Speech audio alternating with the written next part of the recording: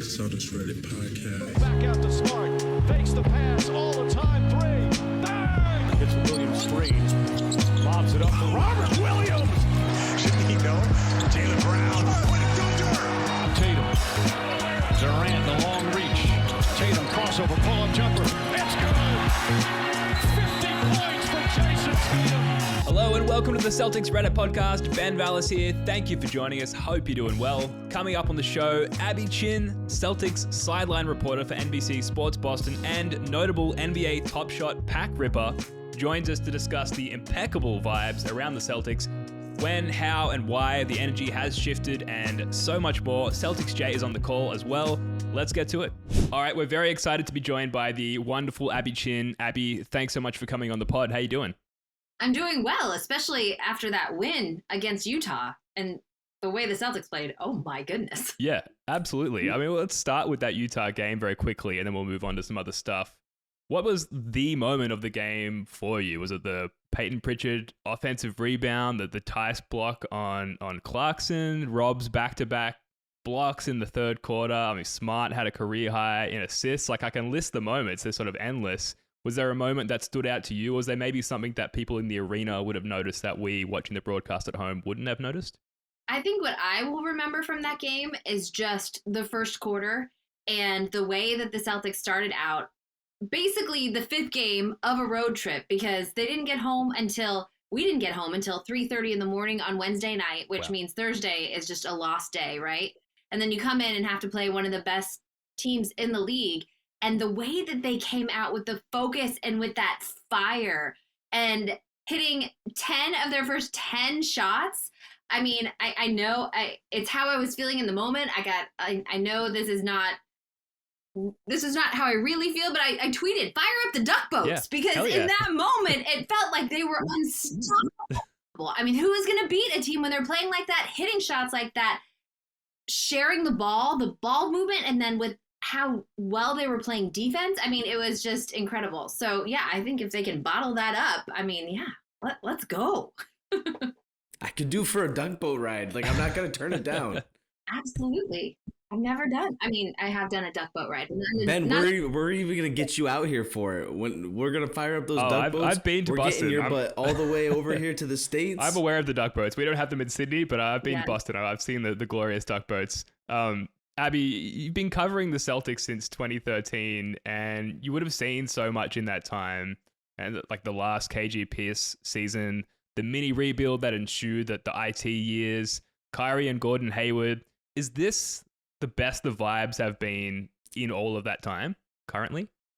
Yes. I did my first season in Boston. I wasn't on the sidelines, was the last season for KG and Paul. And so obviously and that was after Rondo had torn his ACL, right? So there were not great vibes then. I think, the only thing that comes close is I would say the Eastern Conference run, when in Jason's rookie year and Jaylen Brown's sophomore year, when without Kyrie and Gordon Hayward, and the way that those guys were playing alongside Marcus and Terry Rozier and Al Horford. But that was something that I don't think anyone really grasped at the time. There were also a lot of Isaiah Thomas moments in there. But no, these are the best vibes I have felt with this team. I mean, so much so that we're at game 72 and we're talking about calling Grant Williams Batman. So I'm not sure that it can get much better. The Dork Knight, as I've heard. I mean, are we talking about it, or has it been decided? Because it kind of seems like you've been on campaign, let's legitimize it. I am. I mean, you know, if he... Forsberg's on the other side of that fence. He's saying Grant shouldn't be able to make his own name up. I agree with that. However, if you're going to have Jaylen Brown sitting there, I mean, campaigning for you, who am I to go against it? Al Horford? I know Jason's on the other side of it, but I think that this moment in time, if whatever it takes, clearly the chemistry on this team and with this group, and Grant is a big part of that and has been. I remember talking to Grant during the preseason, and he was trying to get everybody together for dinners and trying to speak up and be one of the guys who brings the group together. And so I think he should get some credit for that. maybe not Batman level credit, fine, but that's what's going to make him happy and continue to keep putting up 20 and 10 games, then... Well, and they definitely do seem to have some kind of chemistry and vibe going amongst all of them. Even Jalen had some funny remarks today in the post game talking about Jason Tatum's kiss was actually from Jalen's pregame warm-up routine. Were you present for those remarks? I was, yep. I asked that question because Jalen's been doing a holster situation. And so I asked if, Jason has the kiss, is he trying to claim the holster? And he said he's got to work on it, but Jason stole the kiss from him. And also he said check the tape. So I think we should go back. I feel like I remember Jalen blowing some kisses. Oh, man. But ESPN will eat that up. That's Conflict City right there. No, that's what I mean. He's fine with it. He's happy that Jason will take that because it means this team is doing so well. And Jalen is creative. So I'm sure he's going to find his own celebration. Kind of riffing a little bit off that, there's a post that came up from a user in our subreddit, and it's user Red Cigar, and they wanted to get your thoughts on sort of attributing the Celtics turnaround to a culture change, and from your perspective, what's kind of been that biggest reason for the turnaround? There's been a lot of talk about, what a lot of us might think from the outside looking in, but you've got a pretty unique vantage point to assess that. And also, sorry to interject there, how much does Mercury being in retrograde and then not, how much does that apply? Exactly. The retrograde ending is really the moment here. According to Jalen. So whatever energies have shifted, we are all in a much better place universally, is what I gathered from post game. That was also my follow-up because Jalen told me, I feel like maybe weeks ago, that tweet was not about basketball. And then tonight he went back and said it was. So I had some questions.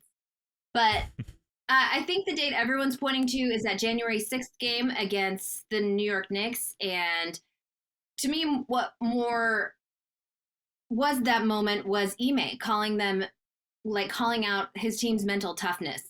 And that is something that Brad Stevens would never do. And the thing I love about Ime is not long ago, he said, some people said I probably shouldn't have done that. And I don't care. and clearly because it worked. Yeah. And so, and that is no disrespect to Brad Stevens. To me, Brad Stevens is one of the best coaches in the league still and would be. But when you look at this group, you look at Jaylen Brown and Jason Tatum and Marcus Smart, they had the same voice for their entire NBA careers. And so it's not like Brad can just go in there and turn into a different person and just be mad all the time or something to really get something different out of them. And so I think clearly Brad has been unbelievable in his new role and the choices that he has made and the decisions that he is making. And I'm really excited for Ime and everything that he has been able to accomplish with this group so far. But the coolest thing to me is that no one is satisfied. And that's what you hear talking to this group. We heard it tonight. You heard it from Jalen. There's no sense of satisfaction. They all believe that there is so much more growth that can occur, and they understand that they haven't accomplished anything yet. With that in mind, and kind of just taking off from some of the point that you bring up there, especially looking at Udoka, a lot of folks have talked about, he's been getting a lot of praise now, and it's kind of nice to hear because earlier on in the year, there was a heavy amount of criticism getting lobbied that way. And it's often kind of also, the praise that he's getting now has often been framed around the idea that Brad kind of lost a bit of that locker room last year. And I'm wondering from your perspective, if you've seen, I wonder if there's not another layer to this too, where we've also got young players that are maturing themselves as young men and professionals in the game. And so I also see each of them sort of carrying themselves, that appears with a higher level of personal accountability. Are you seeing it really is just sort of this, magic dynamic that Ime and this new voice is able to bring and evoke from the players, or is it more of a balance between those two things? Everything that you just said. It is a balance. I think Ime deserves a ton of credit because clearly he has been able to break those guys of some of the bad habits that we all recognized and we're tired of seeing. But what you said is exactly right. The difference this year is that Jason Tatum and Jaylen Brown came into this season knowing that they are pillars of the franchises, the face of the franchises, and they have taken ownership of that. They weren't backing down from that challenge, and it has taken them a while. I mean, we all know Jason is not the most outspoken of people, and he has grown into this role. But I do want to say that I feel like from the first game this season, he has stepped up into that. He has been the guy that we talk to every night when they were losing games. He would come in post game and try to keep a positive perspective for us and answer every single question that was asked of him, and answer it thoughtfully. And it is something I think that even Brad Stevens talked about over the summer. It's not something that you can necessarily prepare yourself for until you're there and you are the person when the lights are shining down on you that has to step up in those moments. And so, yes, I do think it has been an incredible growth process for both Jason and Jaylen, and they are now thriving in that. And then something else that was said tonight post-game is that when you look at the basketball on the floor and how much adversity they did face at the beginning of the season and the way they lost games, but it's just the way that defenses were keying on Jason. When coaches talk about Jason, they talk about how smart he is, how you have to show him something once and he will learn it, and how much film he watches. And it has just been an evolution this season to where defenses are focused solely on stopping him and him learning, figuring out how to pass the ball, make the right basketball play. And so I think we're seeing the fruition of that now, and I am really excited to see what that means for the postseason. So that is a long-winded way of saying, yes, I do believe it is all of those things coming together. Jason and Jaylen being empowered, and then also, we can't discredit Brad Stevens and the moves that he's made around it. I think that Derek White has been an incredible addition. I know his shooting has not been, I think, what could ultimately help this team, but he is a connector. He's a guy who moves the ball, and then everyone else feeds off of that. And so the ball movement, since he arrived, had just been taken to another level. And so I am so excited to see what this group can do in the postseason. Yeah, absolutely. And Derek White was solid tonight as part of that sort of Celtics team, shooting 1,000% from beyond the arc, which was fantastic. And he played a role in that. You mentioned Tatum. I think it's clear that he's ascending to this elite next level.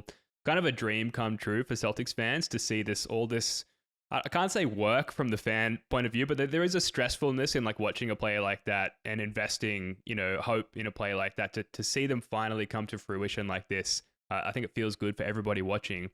Of the many players you've covered over the years in your tenure covering the Celtics, how does a guy like Jason Tatum stand out from the pack? Like, does he seem special in other ways beyond what he's giving on the court each night? Yes, absolutely. I mean, because I have been here for his entire career, I do remember Jason coming in, and like I mentioned, he's not the most vocal of guys, but he's always had a sense of humor and has always carried with himself a very quiet confidence. And I say quiet because he didn't talk that much, but I mean, even from his rookie season, he had told me that he believes he can be an MVP in this league. And we're starting to see that now. I think that you have to take into consideration all of his experiences, the success that they had early, the adversity that the Celtics have faced over the last couple of years, but also his time with Team USA and working with Greg Popovich, who challenged him on the defensive end of the floor and drove home the point that to be an MVP in this league, you have to play both ends of the floor. And that's been huge for the Celtics. And then also to win that gold medal and to have the confidence of Kevin Durant in your ear for an entire championship run. I think that all of those experiences coming together have really shaped who he is now. And I mean, he's not even in his prime yet. He's only 24 years old. Insane.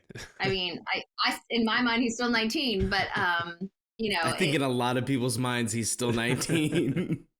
And so it does stand out in that he came in as, the number 3 pick, but he was the man. Jaylen was the number 3 pick as well, but he had to fight for playing time on that team, and he had to fight and claw for everything that he's gotten. Jason came in and was just kind of the man from the beginning, and it's been cool to see him take that and to now he's talked about it and he has backed it up every step of the way. And so I've got to ask, and this might be a completely random question, but for my own personal curiosities, have you ever caught the Jays having a conversation, as subtle as it may be at any given point, where they're both kind of just like, hey, we both dunked on LeBron in our rookie years? Do they ever just like have a moment and be like, we both did that? Like, not that I know of, not that I've seen. In my mind, it happens daily. It's fine. They do get along, and they do have a great respect for each other, which is something that I was surprised at earlier this season. I know you were joking, but I was surprised at earlier this season that both of them felt the need to come out and be like, we get along. We are fine. Don't worry about us. Because to me, that was never a question. And there has never been any sort of animosity or something off the court that I have seen. So I kind of bring it up too, because I think about, as you were talking a little bit earlier about the experiences that Tatum's had to this point, I think also about the different stars that he has played behind, so to speak, or has sort of played alongside.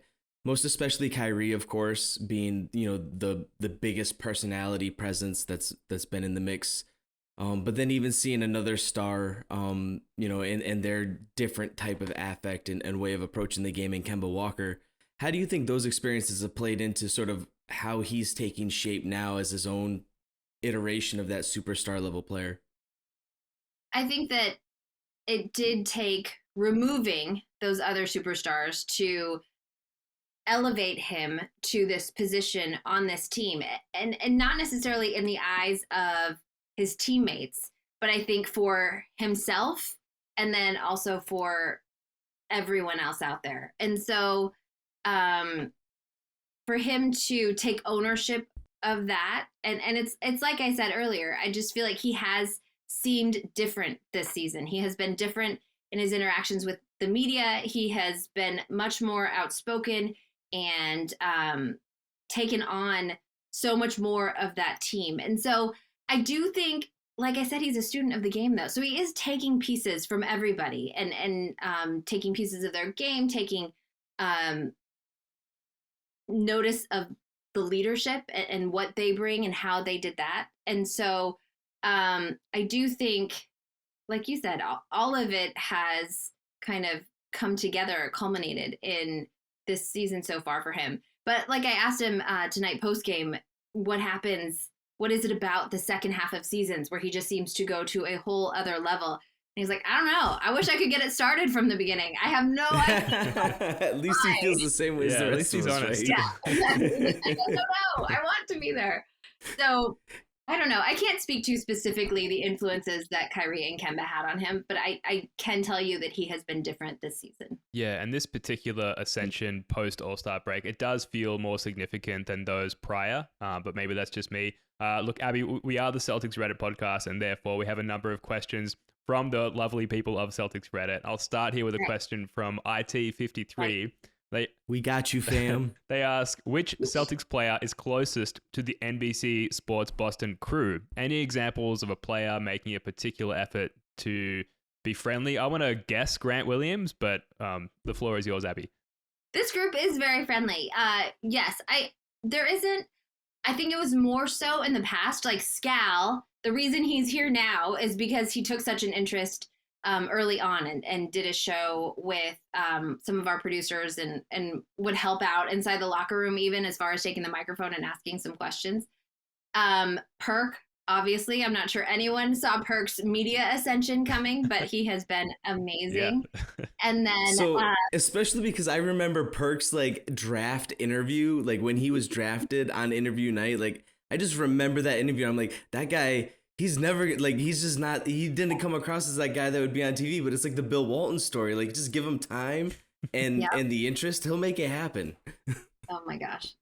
And his work ethic is second to none because that guy is everywhere right now. And Kelly Olynyk, we used to do like this rookie diary, and Kelly Olynyk did some crazy adventures from going like to the north end. I remember our crew shot him building his bed in his new apartment. So the challenge of putting together IKEA furniture. Although I doubt Kelly's bed came from IKEA. Sorry, I shouldn't say that. But Wait, what's wrong with IKEA? you know, the NBA players, I'm sure He's they 7 can. foot tall. Also. What's the next step up from it? That's what tonight on the Jumbotron they asked what would you name your yacht? Because you asked and you can't ask the NBA players what would you name your boat? Big Sally. You know, have a big boat, yeah. So you gotta, Listen, Robert Williams had the best answer because he basically said, I would reverse my ability to reverse time because that's what I can do. that's amazing. I love how much he's embraced the nickname. I appreciate that about Rob. Yeah. So I don't feel like, especially with COVID and everything, that there's much more of a separation nowadays, and we're not in the locker room, so guys aren't, you know, messing around with the camera as much. But you can tell, and you're right, Grant Williams definitely has the personality, and I think would be happy to join us as much as we asked. So user Hawking Sucks is very interested to know what your favorite Celtics moment to cover so far has been. I've said this a few places. There was a post-game interview with Al Horford in Cleveland after the Celtics beat them in the playoffs. And it was the only game they won in that series, but it was in Cleveland. It was when LeBron was there. And we all know Al Horford's record against LeBron in the postseason up until that point. And I caught Al in his most, I don't want to, primal moment. He was still fired up from the game. He just had this look in his eye, and he just had this killer look in his eye. And it was something that I will never forget. And his teammates coming and was slapping him on the back, and he was just so excited. And that's something that I will never forget. And then, I mean, when this team grabs banner number 18, I'm sure that's going to be pretty remarkable. Oh, yeah. I'm not getting the tattoo. I'm just That duck boat I'm getting the dialogue tattoo. continues, and I'm loving it. I'm bringing loving it it. into existence, right? You gotta ride this wave. I'm telling everybody, you just gotta ride the wave. Well, and You know, if that's you're gonna part go of through my the tough times when things are rough, you gotta enjoy the wave when it's up. I ride the roller coaster. So, and I'm not on the team, so I don't have to be even keeled. That's not right. my I Totally can unhinged. ride this roller coaster if I want to. So right now it's up. Another question from the community user King of Pants, wondering who's always getting shots up in their free time. Apparently, there's rumors that Rob is doing a lot behind the scenes, or in other words, like who's just a super hard worker that maybe we don't hear much about. Obviously, we've heard a lot about the Jays' work ethic, but who's like someone maybe? I would say Peyton Pritchard, and that's someone who I didn't realize when he started getting minutes again and worked his way back into the rotation. I asked Ime Udoka about Peyton, and he said Peyton's a gym rat. He is the first guy in, last guy to leave.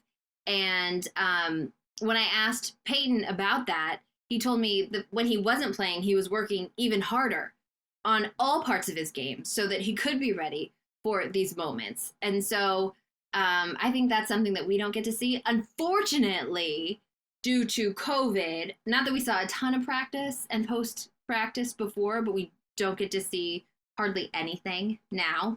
So I can't speak from my personal experience. But that's what Ime has told me about Peyton. And I believe it, especially, I mean, how much improvement we've seen in just a short amount of time. Listen, and on the defensive end too, like that man is playing defense. Oh, tonight he was smothering. That was something.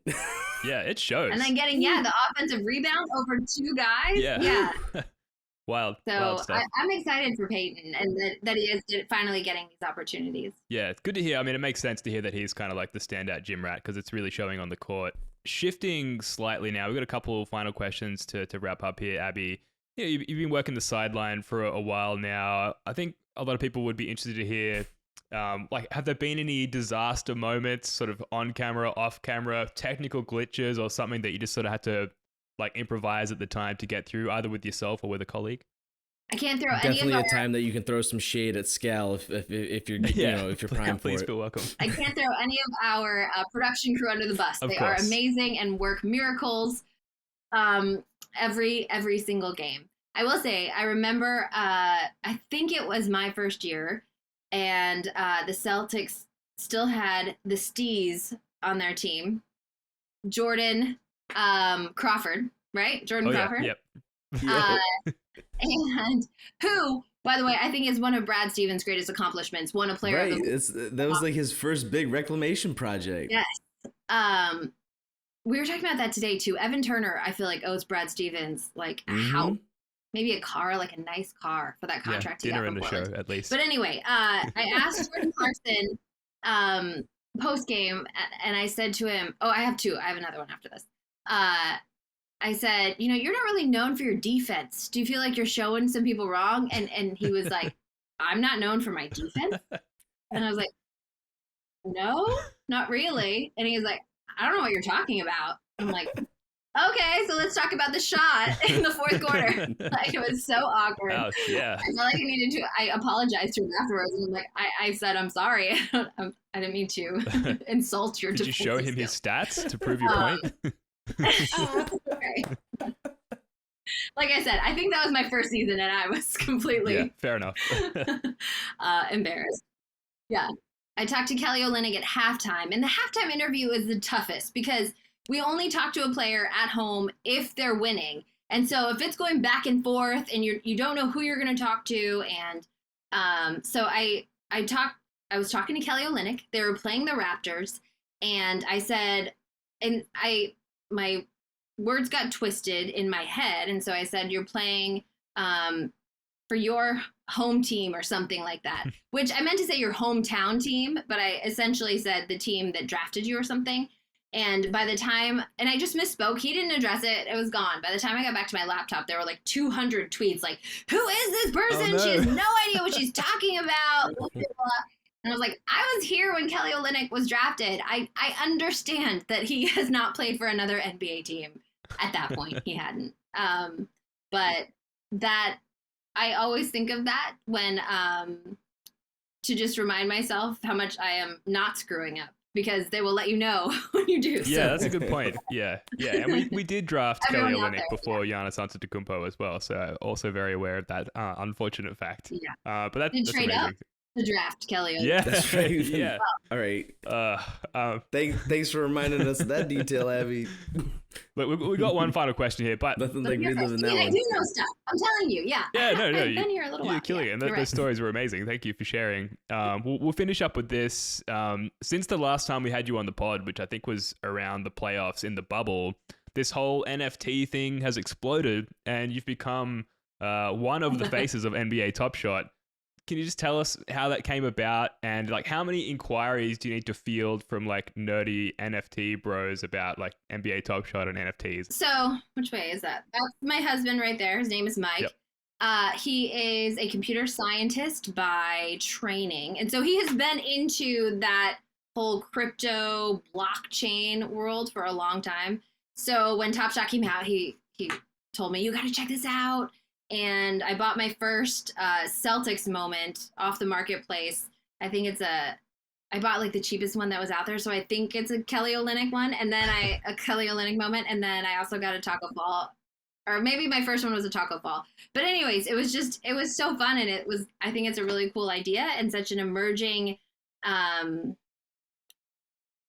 technology and marketplace and audience. And so I find it thrilling. I think it's really cool that, so I've worked in television production for a long time, and we really do have a very set way of doing something that has not changed in the years that I've been doing it.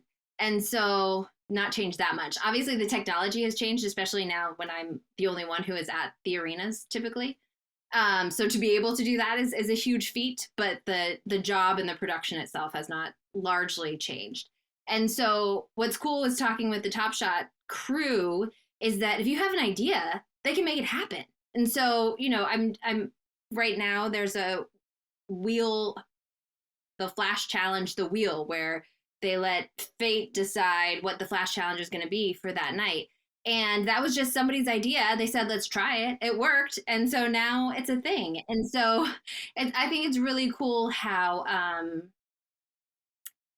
quickly they can take an idea and make it happen. And if it doesn't work, fine, move on to the next thing. And so I think that's fun and it's exciting. And I am just really curious to see how it all works out and what continues. And I feel like Top Shot is it's a gateway for the NFT world, because they are, especially for NBA fans, obviously, they're all moments that we can identify with and plays that we can identify with. And all of us have that idea and that those memories of having a trading card or trying to get that one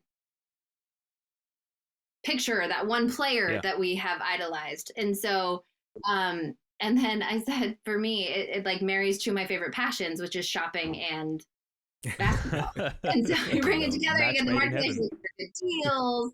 Me too. It's amazing. Yeah. Right?